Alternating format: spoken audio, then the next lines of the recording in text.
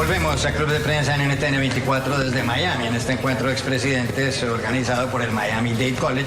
Y tenemos a un invitado muy especial, se trata del expresidente del gobierno español, José María Aznar. Señor, gracias por estar aquí. Con mucho gusto.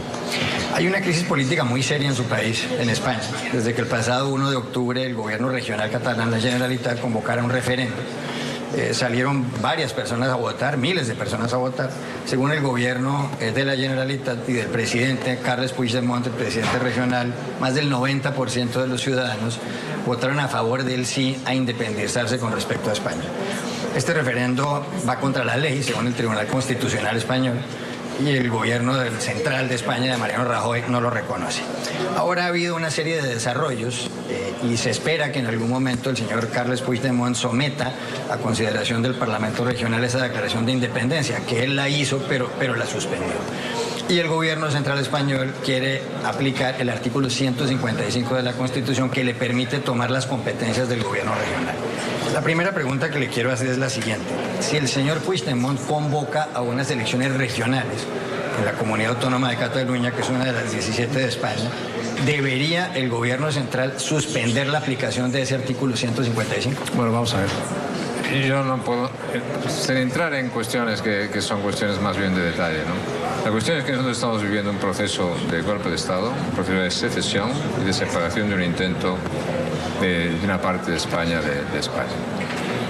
Eso está declarado absoluto, eso es ilegal, eso está fuera de la ley, está fuera del marco constitucional.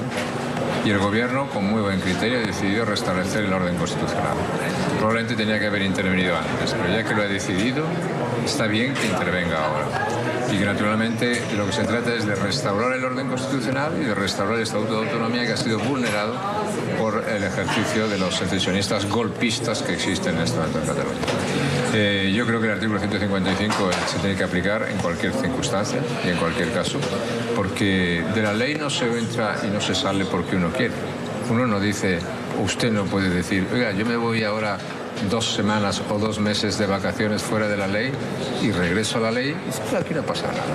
No, cuando se hace un acto de sedición, cuando se hace un golpe de Estado, hay consecuencias políticas y consecuencias judiciales, las dos.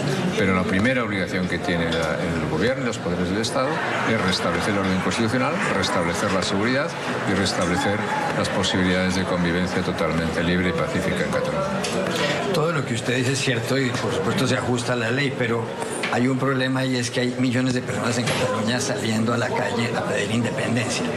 ¿Cómo se puede resolver eso? Hay millones de españoles que dicen que el destino de España lo deciden ellos, no lo deciden un puñado de secesionistas en Cataluña.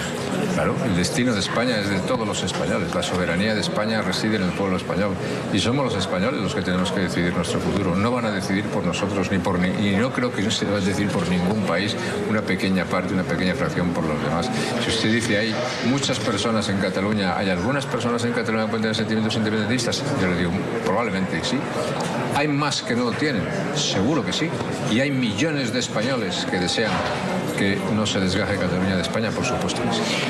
Y si es así, si hay una mayoría de catalanes que quieren permanecer en España, lo que se pregunta mucha gente internacionalmente es, ¿no debería haber una reforma a la Constitución, todo dentro de los cauces legales, para que se permitiese que en ciertas regiones o en distintas regiones de España hubiera un referéndum independentista con un porcentaje muy alto para que ganara el sí o el no? ¿Usted no cree que esa es una solución? Salvo en la Constitución de Etiopía, que puede ser un ejemplo para algunos. O sea, la Constitución de Etiopía, el derecho a autodeterminación no está reconocido en ningún país del mundo. Y eso no se acepta en ningún país del mundo. Y por supuesto eso está fuera de la Constitución española. Y en mi opinión fuera del más elemental sentido político. Y está declarado ilegal, además, por la Constitución. Yo creo que cuando no se respetan las reglas del juego, cuando no se respetan las normas, cuando no se sitúa al fuera de la ley, cuando uno da un golpe de Estado, la reacción debe ser restaurar la ley y, evidentemente, que asuman sus responsabilidades los que han dado el golpe de Estado. Pero usted dice que solo en la Constitución de Etiopía se permite eso. ¿Y qué ha ocurrido entonces en Quebec, en el Canadá o en Escocia, en el Reino Unido? Bueno, pero eso son cuestiones relativas a que no reconocimiento constitucional del derecho de autodeterminación. Se puede autorizar en determinados países un referéndum. Yo no lo habría hecho. ¿Y por qué tienen los quebecuas derecho a decidir decidir el destino del Canadá y no el resto de los canadienses? ¿Y por qué los escoceses pueden decidir el destino del Reino Unido y no el resto de los británicos? Claro, son unas cosas que realmente yo, desde ese punto de vista, con independencia de lo que legalmente o constitucionalmente pueda advertir cada país, eso puedo respetarlo, pero no lo puedo entender y no lo puedo compartir. ¿Cómo cree usted que va a retornar la normalidad a Cataluña? Si se aplica la ley, si el gobierno central español toma algunas competencias, convoca a ese gobierno central español en las elecciones autonómicas, ¿usted cree que la gente volverá a sus casas y no habrá más manifestaciones? Cuando se respete la ley, cuando se respete las normas, cuando se respete la Constitución, cuando el Estado de Derecho prevalece, cuando las reglas del juego se respetan, pues eso es la vuelta a la normalidad. Evidentemente estos procesos son procesos muy complicados y un proceso de secesión no se organiza todos los días y tiene sus consecuencias, pero cada uno tiene que cumplir sus obligaciones y naturalmente yo espero que el gobierno y el Estado esté a la altura de las circunstancias en el cumplimiento de unas obligaciones en las cuales está en juego la continuidad histórica de España, está en juego la libertad de España, está en juego la democracia de España y no solamente de España sino de gran parte de Europa, y en eso, con esas cosas, pues no es para que jueguen un puñado de secesionistas, por más o menos numerosos que sean. Lo que está ocurriendo en Cataluña tomó por sorpresa a una serie de países en el mundo. Incluso aquí en Estados Unidos nadie pensaba que existiera ese problema, sobre todo para las gentes que no siguen muy de cerca lo que está ocurriendo. ¿No hubo aquí un mal cálculo del presidente Mariano Rajoy? Porque cualquier observador internacional diría cómo un presidente de un gobierno no se dio cuenta de que esto podía llegar hasta allá. ¿Se equivocó ahí Rajoy? Ahora lo que importa es que actúe. Vamos a decir, porque no es el momento de aunar las mayores voluntades posibles en unos momentos complicados. Lo que es importante es que actúen y que se actúe y que se actúe sin que evidentemente haya más dilaciones, haya más retrasos, haya más retardos y haya más preocupación en la inmensa mayoría de los españoles. Antes de preguntarle por otro país o por otros países, le quería preguntar por lo siguiente. Hay gente en España que considera que en gran parte lo que está ocurriendo en Cataluña puede haber empezado en su gobierno. Cuando usted fue elegido presidente en el año 1996, usted hizo un pacto con Convergencia y Unió, el partido más importante en Cataluña, y con Jordi Pujol, que era el líder de esa colectividad. Creo que se llamaba el pacto del Hotel Majestic, que fue en donde se concertó todo. Pero leía yo esta mañana en Google y dicen, por ejemplo, que usted les dio más competencias en materia lingüística a los catalanes, que usted les hizo unas transferencias importantes de dinero como consecuencia de este pacto, que les hizo transferencias en materia de tráfico para que pudieran manejar las carreteras en Cataluña, incluso algunas sesiones en lo que tiene que ver con los impuestos de renta. Y hay quienes creen que parte de lo que está pasando se explica por ese pacto del Majestic. ¿Es eso cierto? Pues, mira, tres cosas. La historia de la transición española, la historia de un gran proceso de integración de la pluralidad de España bajo la lealtad a la nación española. Es decir, la nación española acepta una que es plural, pero a cambio exige el reconocimiento de la pluralidad, que se sea leal a la nación española. Ese pacto lo han roto los nacionalistas. Segundo, la participación de partidos nacionalistas durante los años de la transición, en los primeros gobiernos, pues fue una participación en la que no eran partidos secesionistas, si dejamos al margen lo que significaba el terrorismo fundamentalmente. Segundo, antes de llegar yo al pacto del Majestic, que usted se refiere en el año 96, que fue un pacto público, y están publicados los papeles, pues llegó un pacto, mi predecesor Felipe González, que también tuvo un pacto con Convergencia y Unión. Formaba parte de la lógica de la transición.